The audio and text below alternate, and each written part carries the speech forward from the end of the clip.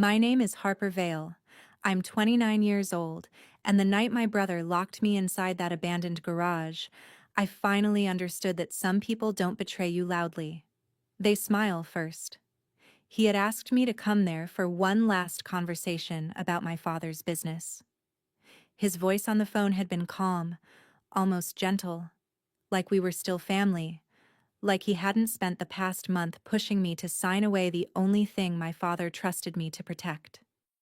I should have known better. The moment I stepped into that old garage, the air changed. Not because of the cold, because of the silence. It was too empty, too still, like the place had been waiting for me. Then the metal door slammed shut behind me. I spun around and grabbed the handle, but it didn't move. The lock clicked from the outside. For a second, I didn't even scream. I just stood there, staring at the door, trying to convince myself this was some sick joke. Then his voice came through the metal. "You should have just signed, Harper." My stomach dropped. I pounded my fist against the door. "Open it." He laughed quietly. Not angry, not nervous. Calm. That was the worst part. "You can scream all you want," he said. "No one's coming." That was when I knew this wasn't a fight anymore. This was a trap. My phone was gone. My keys were gone. My coat was on the other side of the door. There was no heat, no food, no signal, and nobody knew where I really was. For 24 hours, I survived by refusing to panic. And just when the cold started making my thoughts blur, I found something inside an old truck that my brother had forgotten existed. A radio. When the voice finally answered through the static, I nearly smiled. Because I didn't just find help. I found the one person who could make sure my brother lost everything. Before I tell you whose voice came through that radio, and what happened when my brother realized I was still alive, tell me, what's the weather like where you are right now, and does it match your mood today? Also, where are you watching from? I'm curious to see how far this story will travel. 5 weeks before that garage door closed behind me, my father died on a night cold enough to make the lake look like black glass.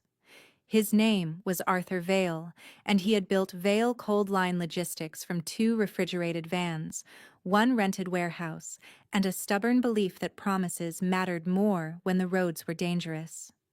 We did not move glamorous things. We moved frozen food, hospital supplies, specialty medicine, emergency meal kits, and anything else that had to arrive at the right temperature or become worthless. In Duluth, Minnesota, that meant our work mattered most when everyone else wanted to stay home. Snowstorms, highway closures, broken compressors, drivers stranded outside Superior, hospital calls at 2 in the morning. Those were the things I grew up around. My father used to say, "A warm smile is nice, Harper, but a cold truck saves lives." I started working for him when I was 16, cleaning inventory shelves and logging freezer temperatures after school. By 22, I was riding with drivers during winter runs. By 26, I was managing routes, repair schedules, client emergencies, fuel costs, driver complaints, warehouse inspections, and the 1,000 tiny problems that never showed up on a balance sheet, but could destroy a company overnight. My brother, Logan Vale, had a different kind of relationship with the business. He liked the office side, the investor calls, the clean numbers, the polished shoes, the feeling of sitting at a conference table while other people handled the freezing wind and diesel fumes. He had worked in banking before he came back, and for a while, my father thought his financial experience would help us modernize. I wanted to believe that too. Logan was charming when he needed to be. He could explain a bad quarter like it was a strategic sacrifice. He could make debt sound like opportunity. He could make himself sound necessary. But there was always something behind his smile, something calculating, like every conversation had a price tag only he could see. After my father died, the will was read in a small conference room above the main warehouse. I still remember the hum of the old heater, the smell of coffee nobody touched, and the way Logan sat back in his chair with one ankle over his knee like he had already won. Then the attorney read the numbers. I received 55% control of Vail Cold Line Logistics. Logan received 45% ownership, with profit rights, but no final authority over operations, emergency contracts, fleet sales, or company transfer decisions. For a few seconds, nobody moved. Then Logan laughed once under his breath. Not because it was funny, because he wanted everyone in that room to know he was offended. "That cannot be right," he said. The attorney calmly repeated that my father's instructions had been reviewed, signed, witnessed, and updated only 8 months before his death. Logan's jaw tightened. He looked at me like I had stolen something from him. I wanted to say I was sorry, but I wasn't. Not really. I was grieving, but I also knew my father had made the right choice. He knew who answered the phone when a driver jackknifed on an icy highway. He knew who stayed in the warehouse during power outages. He knew who could tell from one compressor noise whether a trailer had 6 hours left or 60 minutes. Logan knew money. I knew the company. That difference became the crack that split our family open. At first, he pretended to accept it. He hugged me after the meeting, his hand resting too firmly between my shoulder blades, and whispered, "We'll figure out what's best." I thought he meant what was best for the business. Later, I learned he meant what was best for him. Within a week, he started calling me every night with concerns. He said the company was too complicated for me to run alone. He said lenders respected him more. He said clients would feel safer if a man with financial experience took the lead.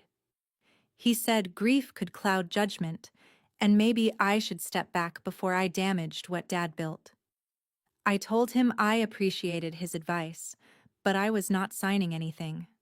That was when his tone changed. He stopped sounding like a brother and started sounding like a creditor. One afternoon, he invited me to lunch at a glass-walled restaurant downtown, the kind of place where nobody raised their voice because everyone was too busy pretending not to listen. He slid a folder across the table and told me he had a clean solution. I could transfer voting control to him for 5 years, keep a generous salary, remain the face of operations, and avoid the stress of leadership. I opened the folder. The agreement was already printed.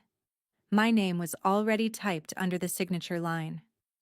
"You brought paperwork to lunch?" I asked. He smiled. "I brought stability."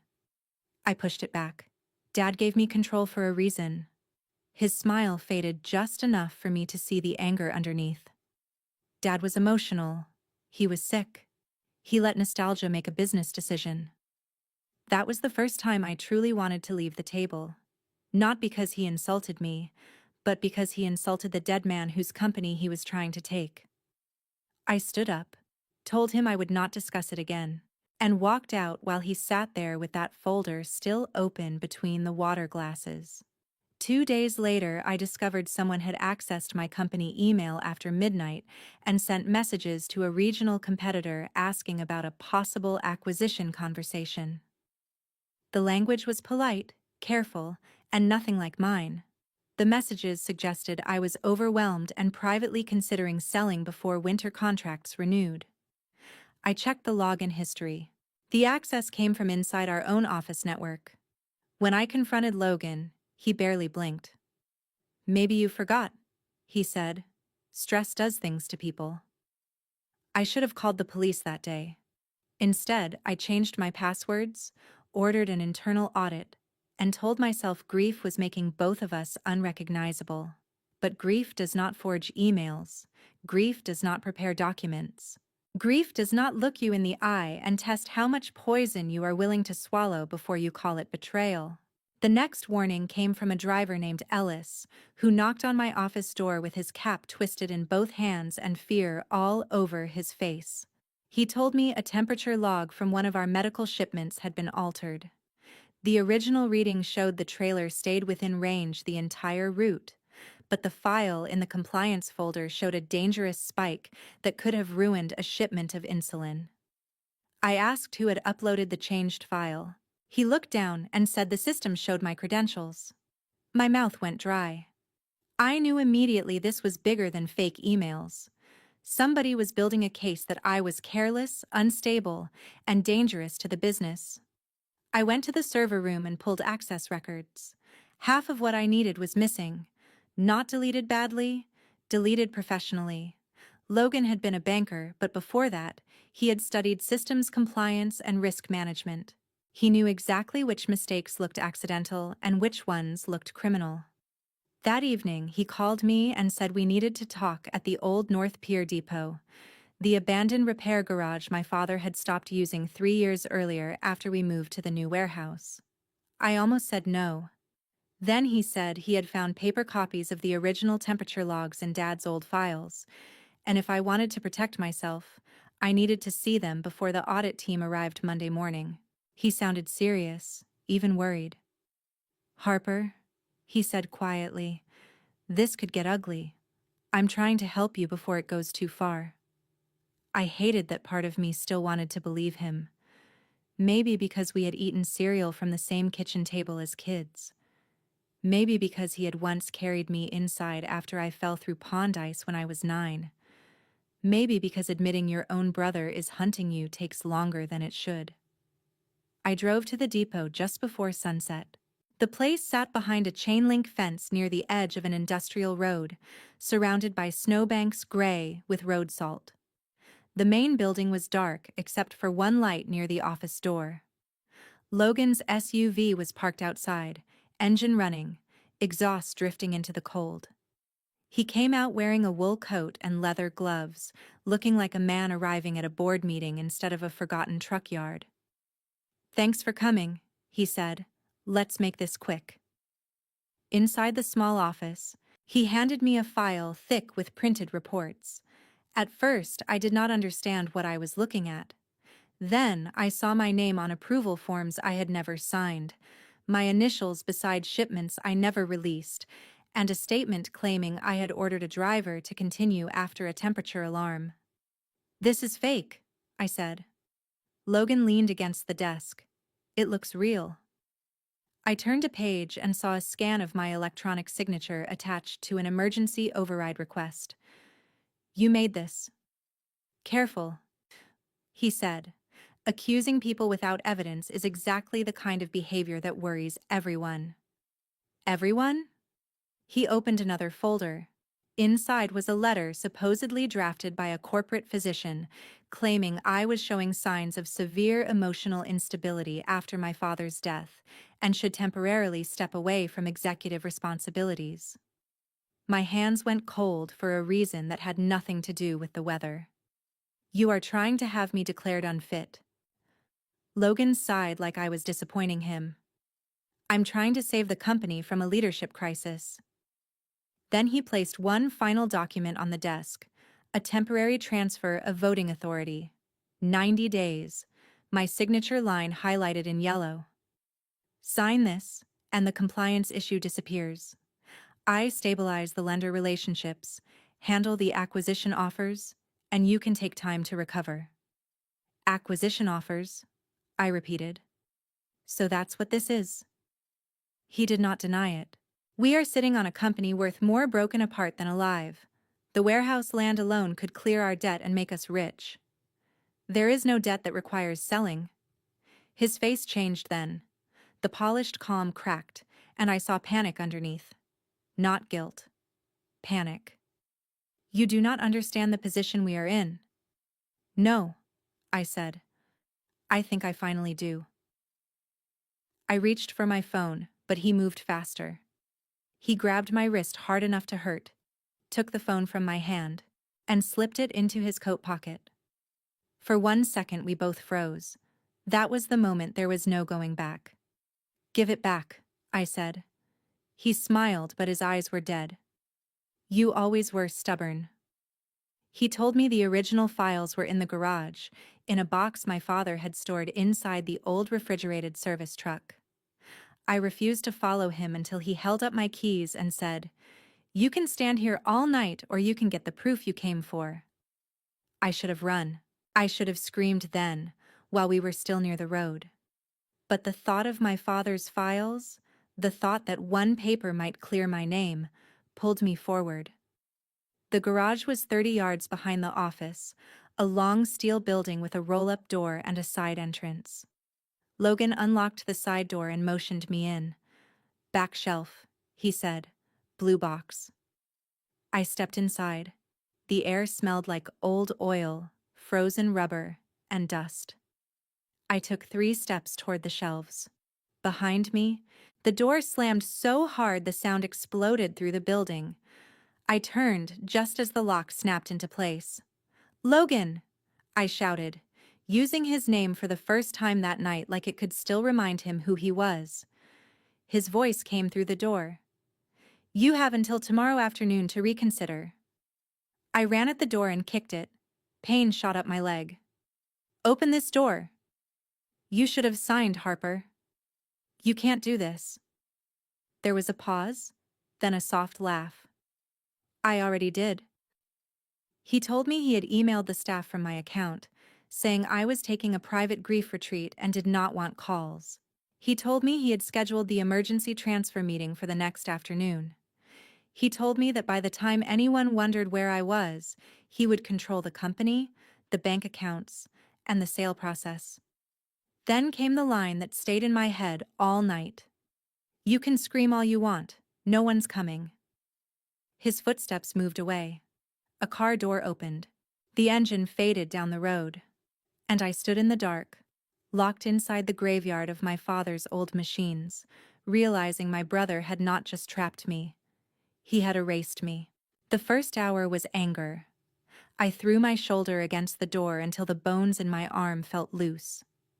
I kicked near the lock, then the hinges, then the frame. The door did not move. My father had installed it after a break-in years earlier, proud of how solid it was, proud that nobody could force their way into his repair garage again. I remember laughing when he said that. Now the thing he built to keep thieves out was keeping me in. I searched the walls for switches, outlets, windows, anything.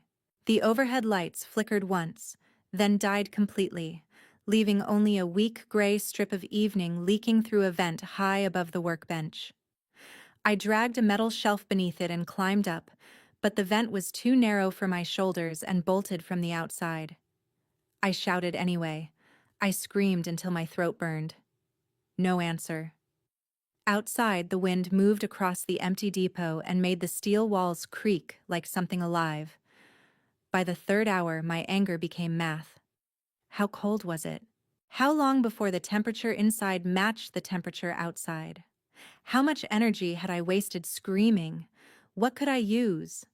I found an old tarp folded under a tire rack, a pair of stiff work gloves, a cracked flashlight with no batteries, 2 frozen bottles of water, and a box of emergency hand warmers so old the packets felt like sand. One of them worked a little. I held it between my palms like a candle. There was no food except a peppermint stuck to the bottom of a drawer, and I ate it without caring how old it was. I wrapped myself in the tarp and kept walking circles around the garage because sitting still made the cold climb up my legs. Every few minutes I tried the door again, not because I thought it would open, but because doing nothing felt too much like accepting death. At some point, I found my father's old white service truck parked beneath a sheet of dust. The driver's door was unlocked. Inside, the seat smelled faintly like him. Coffee, leather, and wintergreen gum. That nearly broke me. I sat behind the wheel and gripped it with both hands, remembering all the mornings he drove me to the warehouse before sunrise, telling me that leadership was not about barking orders, but being the last person to give up when everyone else was tired. I pressed my forehead to the steering wheel and whispered, "I'm trying." Then I searched the cab. No keys, no phone, no emergency kit. The glove compartment held old receipts, a tire pressure gauge, and a faded photo of me at 17 standing beside my first delivery truck, grinning like I had conquered the world because Dad trusted me to inspect a route sheet. I put the photo in my pocket. By hour 10, the cold stopped feeling sharp and started feeling heavy. That scared me more. I knew enough from winter safety training to understand what it meant when shivering slowed down. I forced myself to move faster. I did squats beside the truck. I slapped my arms. I stomped my feet until my toes screamed, then went numb again. I tried to melt the frozen water bottles under my hoodie, but the water came out in bitter little mouthfuls. I rationed them anyway. The darkness became strange after midnight. Sounds grew bigger. A drip somewhere behind the shelves. The groan of metal cooling. My own breath. I thought about Logan sitting somewhere warm, maybe rehearsing concern in front of a mirror. I imagined him telling people I was fragile, that I needed rest, that he was only stepping in because he loved me. That made me angrier than the cold. If he had just wanted money, that would have been ugly but simple. But he wanted my name destroyed too. He wanted the world to believe I had failed, that I was unstable, that my father had been wrong to trust me. Around dawn, light seeped through the vent, pale and useless. I had survived the night, but survival did not feel like victory. My lips were cracked. My hands were swollen from hitting the door. My thoughts came slowly, like they were pushing through snow. I climbed back into the truck because it blocked some of the wind leaking through the seams. That was when my knee hit something beneath the dashboard. A black box mounted low under the radio panel. For a second, I thought it was part of the truck's old stereo system. Then I saw the coiled microphone cord, a two-way radio. My father had installed it years ago after a cell outage stranded 2 drivers during an ice storm. He never fully trusted smartphones after that. Old systems fail slower, he used to say. My hands shook so badly I could barely find the power switch. Nothing happened. I tried again. A faint orange light blinked, then faded, then came back. The radio hissed with static. The truck battery was weak, maybe almost dead, maybe giving me minutes instead of hours. I lifted the microphone. My voice came out broken. Emergency. This is Harper Vale. I'm locked inside the old North Pier Depot garage. I need help. Static answered. I changed channels. Tried again. Please. If anyone can hear me, I'm trapped. No phone, no heat. North Pier Depot. More static. The light flickered. I imagined the battery dying while my voice disappeared into empty air. I tried one more channel, one my father used for overnight dispatch. This is Harper Vale. My brother locked me in. He's trying to take my father's business. Please, someone answer. The silence afterward felt endless. Then the speaker crackled. A woman's voice came through, cautious and rough with disbelief. Say that name again. I gripped the microphone with both hands. Harper Vale. A pause. Then the voice said something that made my heart stop. Harper, if this is a joke, it's a cruel one. I swallowed against the pain in my throat. It's not a joke. I'm freezing. Another burst of static. Then she said, This is Mara Quinn. Tell me exactly where you are. Mara Quinn was the last person I expected to save my life. 18 months earlier, she had been our best overnight dispatch coordinator until a missing medical shipment ruined her career. Every record had pointed to her. Access logs, route changes, override approvals, even an email from her account. She swore she had been framed, but Logan said the evidence was clear, and I believed the paperwork instead of her. Now, half frozen in my father's old truck, her voice was the only thing keeping me from disappearing. I told her everything through the dying radio, the fake temperature logs, the transfer papers, Logan taking my phone, the garage, and the meeting scheduled that afternoon. For a moment she went silent. Then she said, I have been waiting 1.5 years for someone else to say out loud what he does. The radio light flickered. Mara told me not to sleep, to keep moving, and that she was coming with someone she trusted. Then the battery died. I forced myself to walk circles until I heard tires outside, then voices, then metal cutters biting into the lock. When the door finally opened, daylight hit me so hard I almost fell. Mara stood beside a police officer staring at me with shock and anger. They wrapped me in blankets, gave me warm water and helped me into her truck. She did not hug me. I had not earned that yet. She opened a weatherproof case from her back seat filled with documents, flash drives, and recordings. She had been building a file on Logan for months. Shell companies, manipulated temperature logs, route data sold to a competitor, and proof he had framed her after she caught a duplicate invoice tied to his account. The officer wanted me taken to the hospital, but Mara checked her phone and said the emergency transfer meeting was still on at 3 o'clock. Logan thought I was still locked away. He thought he had time to steal my father's company in a suit. I looked at Mara's evidence case and asked, "Can we stop him?" She nodded. "With what I have, maybe.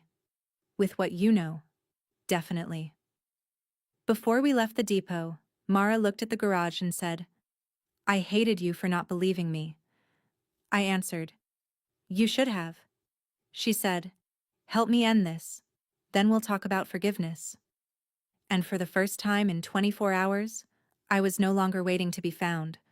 I was going back to fight. We did not go straight to the bank. Mara knew evidence worked best when it arrived with witnesses, authority, and timing. The police officer contacted a financial crimes investigator, while Mara called a transportation compliance officer who had already been reviewing Vail Cold Line's records. Then we went to the main warehouse. When I walked in wrapped in a borrowed coat, with bruised hands and a voice almost gone, the entire room froze. Everyone had received an email from my account saying I was away on a private grief retreat and emotionally unstable. Logan had not only trapped me, he had prepared the story people were supposed to believe. Because I still owned controlling interest, I authorized access to the company archives, server backups, fleet logs, and executive records. Mara found what Logan had missed, my father's old physical backup drive, locked under the route planning desk. On it were the original temperature logs beside the altered ones. The fake shipment failure never happened. My signature had been attached days later. The files used to frame Mara had also been created from Logan's office terminal. Then came the financial proof. Shell company payments, duplicate invoices, secret consulting fees from Northern Harbor Freight, and a draft sale agreement promising Logan a bonus if he delivered control of the company. Our attorney called and said Logan was already at the bank, preparing to present emergency transfer documents. We arrived at 2:58. Logan was in the conference room with bank representatives, lawyers, and a notary, wearing my father's silver tie clip like he had already inherited everything. He turned when the door opened, and the color drained from his face. "Harper," he said quickly. "Thank God. We were worried." I stepped inside and said, "No, Logan. You were worried I survived." The investigator laid out the original logs, forged documents, shell company records, and altered access history. Mara walked in behind him, and Logan's mask finally cracked. He called her a disgruntled former employee, but then the officer placed my phone, keys, and wallet on the table in an evidence bag, recovered from Logan's SUV. The room went silent. Northern Harbor Freight withdrew from the deal. The bank suspended every transfer document. Our attorney refused to recognize any authority Logan claimed. Logan tried to say he was protecting the company, but Mara played a recording of his own voice.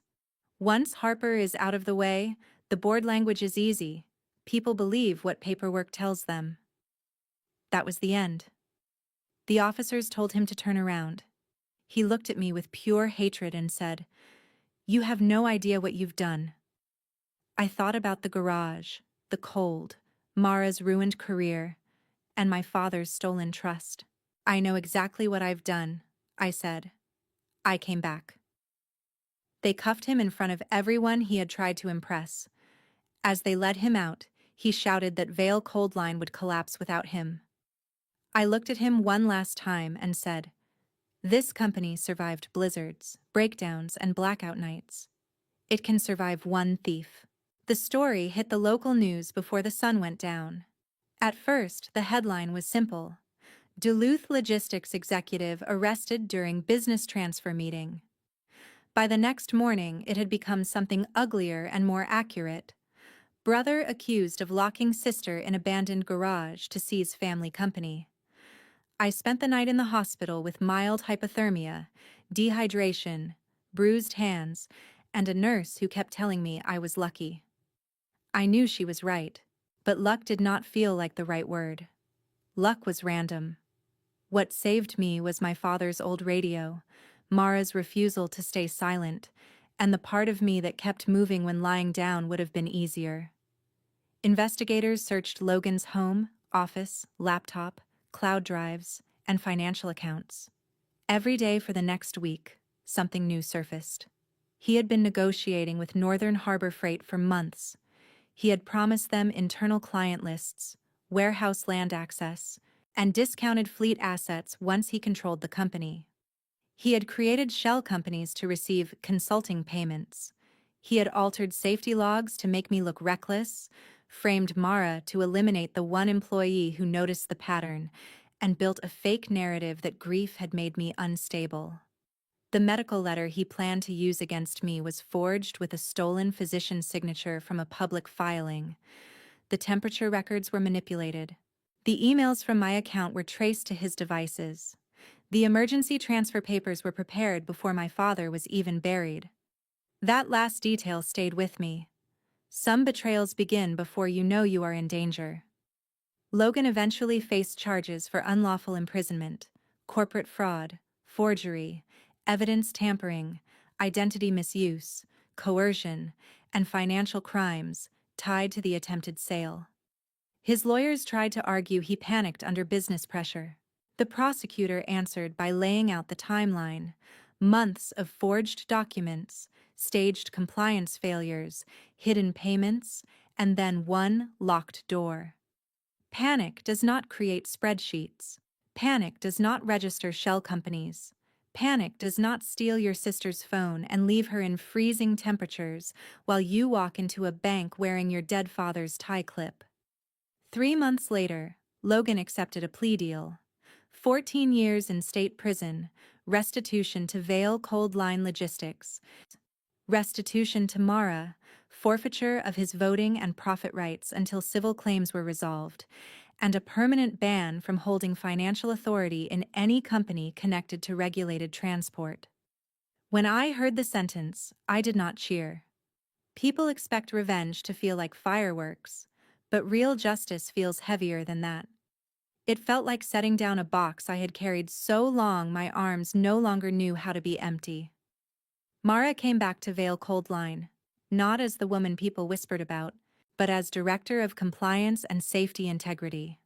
Her first condition was simple: no hidden reviews, no closed-door blame, no system where one powerful person could destroy a worker with paperwork nobody questioned. I agreed before she finished the sentence. We rebuilt everything. Every temperature log became independently mirrored. Every emergency override required dual verification. Every employee accused of misconduct received transparent review rights.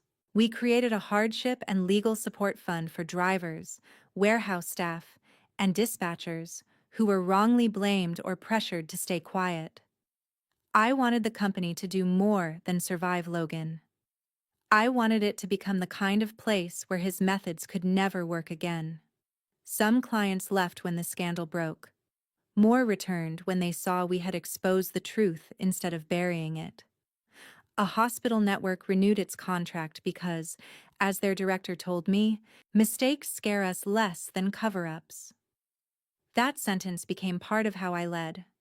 My father built Vale Cold Line on reliability, but I learned reliability is not just delivering cargo on time. It is telling the truth when the truth costs you. It is protecting people below you, not just pleasing people above you. It is understanding that a business is not a family because someone says it is. It becomes one only when people are safe enough to speak. As for Logan, I have not visited him. Maybe one day I will be ready to ask him why he thought money was worth more than my life, but I am not there yet. Forgiveness is not a performance you owe people because they share your blood. Sometimes the most honest thing you can do is build a boundary strong enough to protect the person you fought so hard to become. What happened in that garage taught me that family can be real, but it must never be used as a weapon.